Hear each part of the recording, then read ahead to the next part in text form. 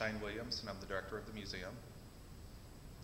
In 1929, our earliest roots, however, date back to the early 1890s. The library section was constructed in 1891. The museum was an outcropping of the library.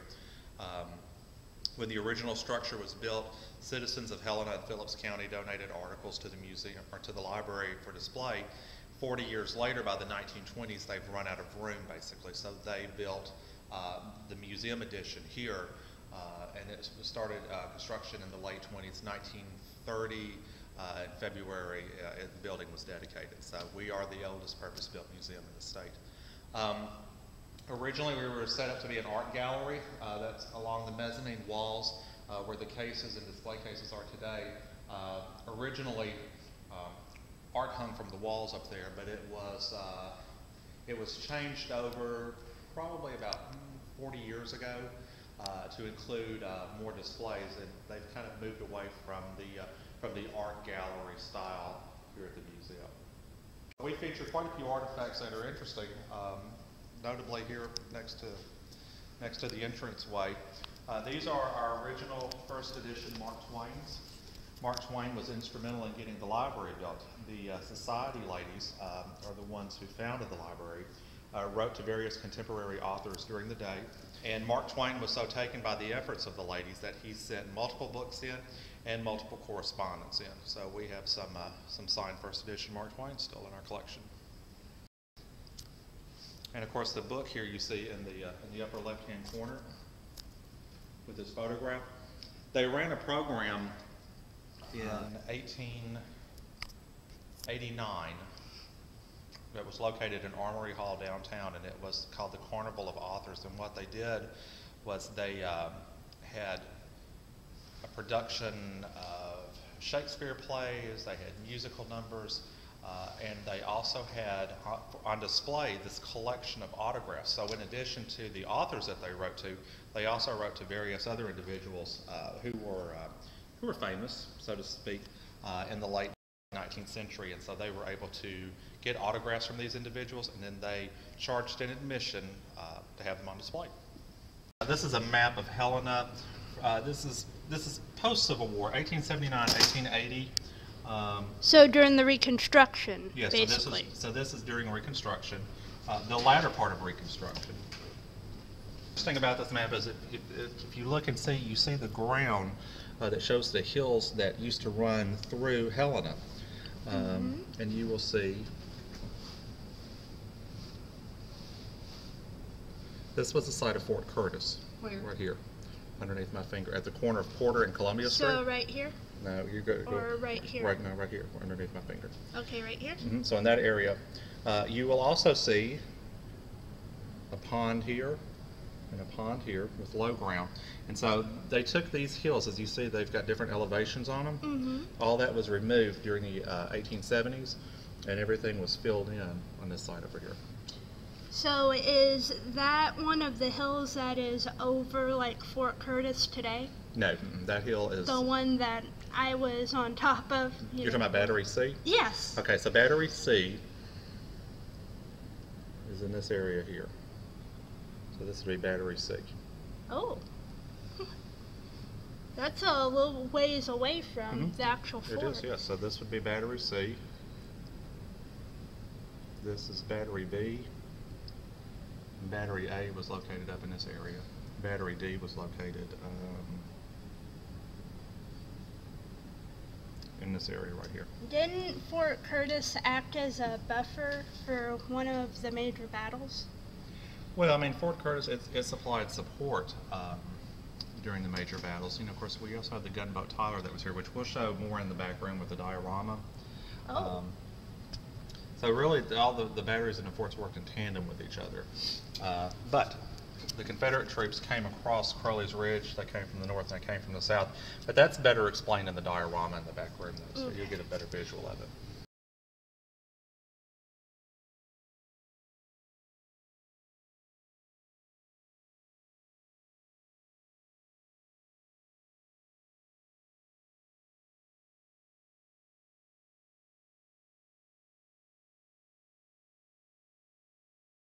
Who's on the currency?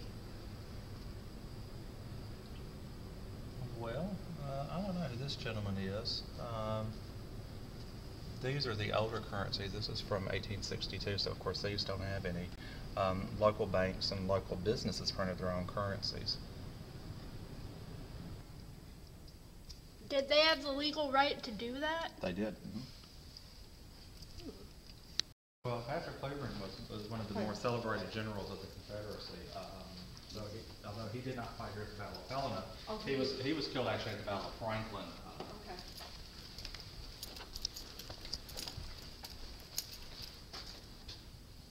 Patrick Cleveland was originally from Ireland.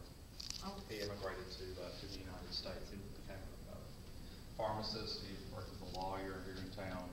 He proposed that he saw the handwriting on the wall about the fact that the Confederate troops were running out of troops, and that they were going to need to do slave conscription for the ranks of the Confederate armies. Needless to say, this did not sit well with some of the commanders, some of the higher ups in the Confederacy. So he wanted to enlist slaves into the Confederate Army, yeah? Yep. And he was killed, so I mean, he was killed at the Battle of Franklin.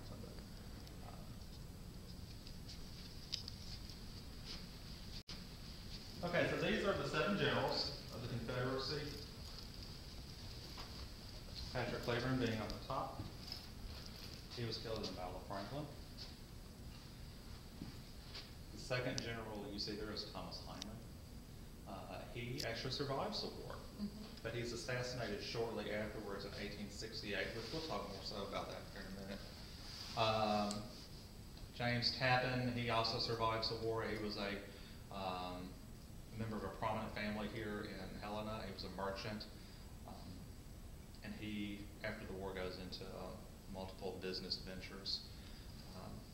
Charles Adams is the grandfather of Helen Keller. He too survives the war. 1868, he decides to leave Helena. He moves to Memphis, and he also sets up Morgantown Enterprises in Memphis. The fellow next to him you see there is General Dobbins. Interesting fellow. So he too survives the war. He goes to South America, and he disappears in the rainforest. What? To be heard of again. And so the thought is that he was killed by natives in the rainforest. A lot of Southerners immigrated to South America because they were wanting to set up plantations, because slavery wasn't outlawed. For example, in Brazil, slavery wasn't outlawed until the 1880s. So you had this a lot of Confederate troops were going down into Mexico. They were settling in South America as well. That fellow, though, unfortunately, he met an untimely death, and he was never heard from again. The next picture that you see there is Govan. He too survives the war. He becomes a merchant, and he has dry goods stores downtown. His store was actually located in the 200 block of Cherry Street. Polk, he has a relationship to President Polk. He's a descendant, prominent family here in Helena.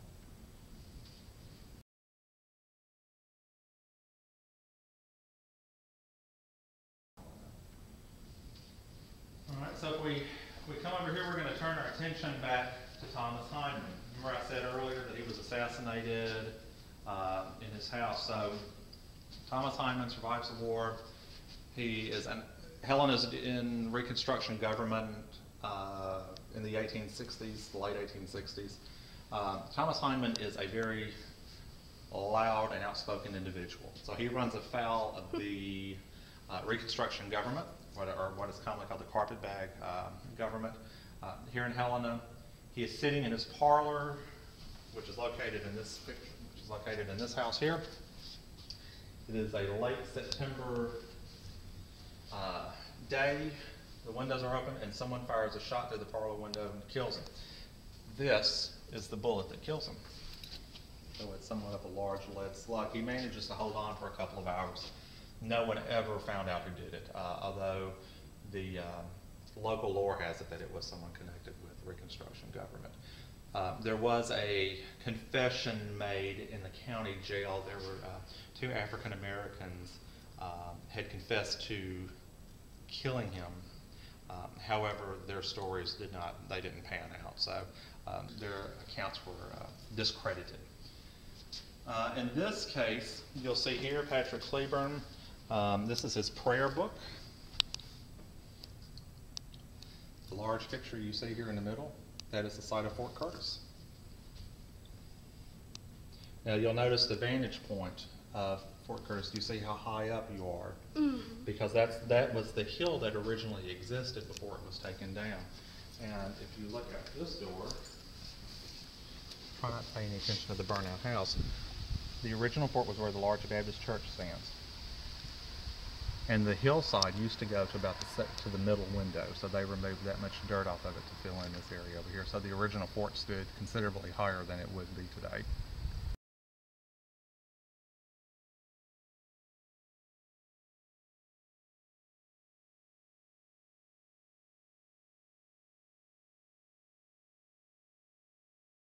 So, we'll talk about this case and we'll move over to the diorama. This case here, interesting things in the top case. That is a letter from Robert E. Lee to Jefferson Davis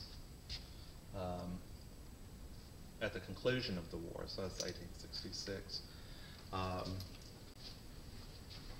Shell fragments here. The town of Helena, or the Confederate forces, were shelled by the USS Tyler, which was a federal gunboat. These are shells from that. The large inkwells from Thomas Hyman's desk. Well, he was an attorney, so he was constantly having to do legal drafts and what have you. So there was quite a bit. Of course, there's miscellaneous firearms down there. The bottom shelf is interesting. Those are actually reproductions. So those aren't original newspapers that show the assassination of Lincoln.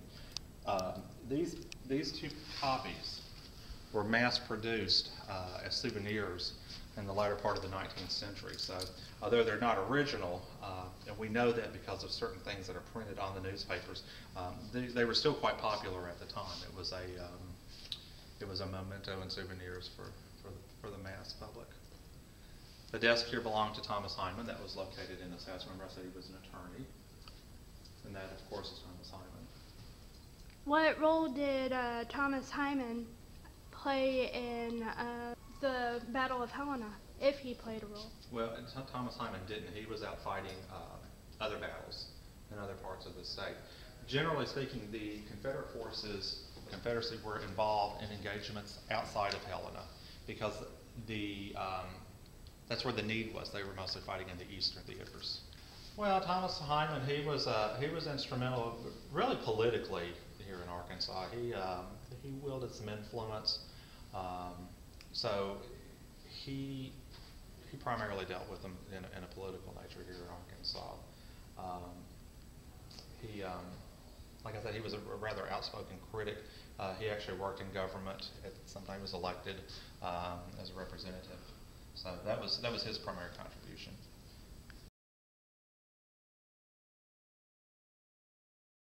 The hook down here at the bottom, that was used by the soldiers to drag bodies if they were in a position to where they couldn't get out. Let's say they were behind a tree, they were under fire, or let's say that the bodies had been laid out for some time and were in a state of decomposition or were damaged from the fighting.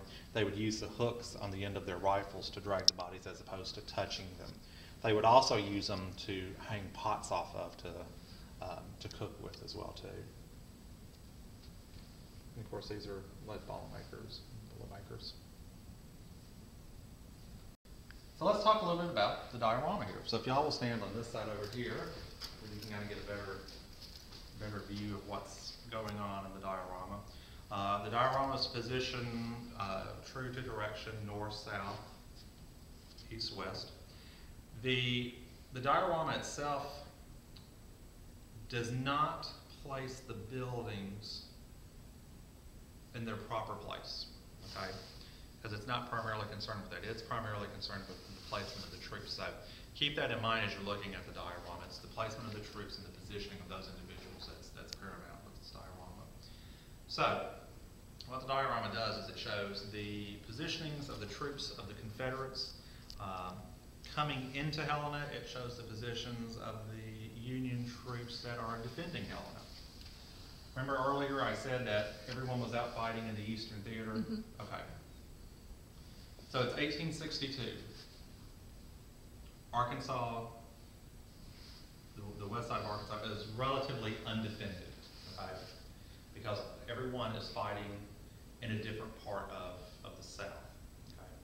The Union troops need a supply port. General Grant needs a supply port on the Mississippi River, okay? Memphis had fallen in June 1862. The Vicksburg was still under control of the Confederates. So General Grant marches across Mississippi. They come into the town. It's relatively undefended, and they simply take over. Now that's a good thing for Helena, in the sense that the town's not destroyed, because there wasn't heavy fighting. They were just able to come in, make their presence known, and occupy the town. When they did so, they built Fort Curtis, which is not quite to positioning on the diorama, but they built Fort Curtis with the other batteries surrounding it to supply cover for the fort, along with having the USS Tyler moored at the riverbank. So, 1862, they come into town, they occupy it. The Confederate troops, or the Confederate forces, are realizing that they need to retake the town of Helena, okay, because they need a presence back on the Mississippi River. During this time, in July of 1863, fighting is going on down at Vicksburg, and the Union forces already control Memphis. So these are kind of the last pieces of the puzzle. Who controls the Mississippi River controls the war, okay? Because the Mississippi River was, of course, such an important pipeline and supply line of it, for the Confederacy, and even more so for the North as well too. So there are about 4,200 Union troops here in town. So they're in the fort. They're in the different batteries. You have Battery D, which was located above the Hindman home, which was at the corner of Bisco and Arkansas Street. You have Battery C, which is on Reservoir Hill, which overlooks the Moore Horner home. You have Battery B, which is in a residential area today, which would be at the time in the northwest portion of the town, and Battery A was in a more northerly location than Battery B. It was also at the edge of town, but on a spit of hills that came into town. So the Confederates have 7,600 forces, okay, and they're wanting to attack. So they convene out west, the west side of town, and they all are in agreement that they're going to come in and they're going to take over the town. They're going to come in from the north, they're going to come in from the south, and they're also going to come in across Crowley's Ridge. And you guys are familiar with Crowley's Ridge, one of the set of hills, okay. So they were told the attack will happen at dawn. Well, that presents some problems, because dawn means different things to different people. So they never had a coordinated time, and depending on where you were located, it also determined what time you saw dawn. So if you were down in the lowgrounds, you saw dawn before you would if you were on the other side of Crowley's Ridge. So it wasn't this mass coordinated attack like they hoped it would be, and subsequently it was a more haphazardly attack. Needless to say, the Union forces were able to maintain control of the city. All right, they were able to hold off the Confederate onslaught, even though they had significantly fewer soldiers. But of course, they were entrenched in the batteries, they were entrenched in the fort, so they had the cover that some of their Confederate counterparts did not have. For example, if you were on Crowley's Ridge and you were coming at Battery C, you were fighting uphill in the morning sun. All the trees had been cut off the hills to build the forts and everything, so it was one big mud pile. It was a 60-foot mud pile with loose dirt and horrible conditions. You didn't have any cover. The gunboats were firing on you. Cannons were being fired at you. Of course, everything was coming from the batteries, and from B and D were firing over as well. So it was a very bad place to be if you were a Confederate soldier. They did manage, however, though, to take Battery C for a moment, but then they were later driven back. 7,600 Confederate troops, they suffered about 1,600 casualties. Now that's killed, missing, wounded. There were a lot of desertions. The Union troops, they suffered about 200 casualties. That's killed, missing, and wounded. The majority of those, though, were wounded. I think there were 19 fatalities, if memory serves me correctly, either 19 or 54, one of the two. Like I said, the Union forces were able to control the town. They were able to hold on. But there are some other things that come into play after the battle. So remember earlier when I was telling you about the postcard of the cemetery? Okay, so let's talk a little bit about that now. The town of Helena had two places you could get your water from. So you could either get it from the Mississippi River, okay, which was relatively clean, and I say that loosely. It was free of a lot of the sediment that it has today, but it was, I mean, you didn't have the chemical pollution that you have today. Or you could get your water from cisterns, which were located at the base of Crowley's Ridge, okay? There was a problem, though. Because Helena was such low ground, the Founding Fathers built their cemetery on Crowley's Ridge, at the base of what is Battery C today. The gunboats are firing over at Battery C. The graveyard gets disturbed. Basically, the graveyard is blown to bits, and it contaminates the water supply, or the cistern supply. Now, couple that with the fact that here we are in the 1860s, malaria, yellow fever is rampant. The town floods every year. Okay, it is a given that Helena will flood. The mud, the miasma, as they called it back then, it was a miserable place to be. Actually, the nickname for Helena for the Union troops was called Hell in Arkansas. All the buildings, generally speaking, were built to be flooded. They were ramshackle buildings that could be easily cleaned out because they knew every spring the floods were going to come. We didn't have the levee system that we have today. So, what does all this mean to post-Civil War? It means if you're here in town, if you're occupying the city, if you have been wounded, chances are you're going to die of disease because the living conditions were so bad. The town really doesn't rectify this problem until they establish the medical boards in the 1870s, and really up until about the 1880s, 1890s is really when we start to see a lot of public improvement in the town of Helena. But Helena in the 1860s was a very unpleasant place to be. Today, out of all the buildings that you see here in the diorama, there are only 3 that still exist.